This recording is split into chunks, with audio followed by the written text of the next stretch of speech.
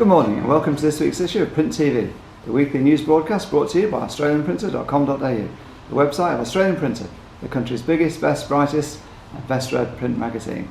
This week on australianprinter.com.au, the news has been led by the big print companies releasing their annual figures. It was a mixed bag of results. IVE Group, which listed back in December 16 last year, which is the parent company of Blue Star Print, the country's biggest print company, had a very positive result. Everything was up against forecast, everything was up against last year. Net profit now is 20.9 million, which is 2.9% above the predicted figure that it gave in its forecast, and virtually double what it was last year. The EBITDA of 42.8 million exceeded the prospectus of 42.5 million, and by an impressive pro forma 38.7% last time around. IVE's customer base has grown by 12%. Group's now servicing more than 2,260 customers. And it has obviously a strategy of diversification with various different elements making up the business. The Blue Star Group, IVO, the Managed Print Solutions, Calido, which is the creative arm, and then Pareto, which is the telephone fundraising business. So great news for Jeff Selig and the team there after all their hard work getting the company across the line and into the ASX. Shares went up by 5% on the day as a result. By contrast, PMP, the country's biggest printer, had a bit of a struggle this year. Its profit went down from 8 million to virtually nothing, 180,000.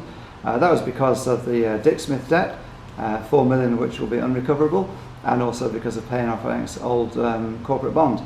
Nonetheless, PMP's Australian sales were down significantly, down by about $57 million, but the company's turnover, its overall revenue, remained at a stable level, $820 million, mainly because of the Bauer Media distribution contract that it won through Gordon & Gotch when Bauer decided to stop distributing its own magazines.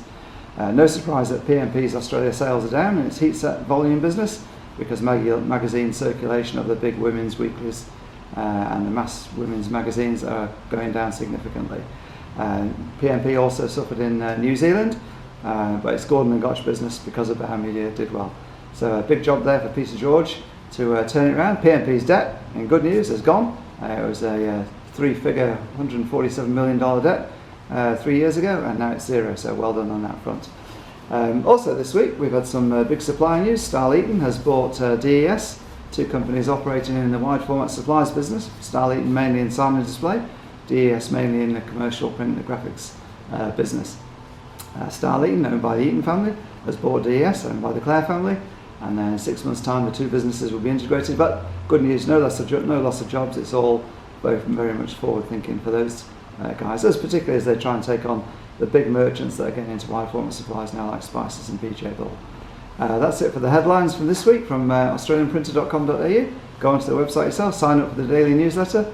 If you don't get it, check your spam folder, because sometimes filters are strong, and you'll be able to find all the week's news there. This is me, Wayne Robinson, editor, signing off for another week.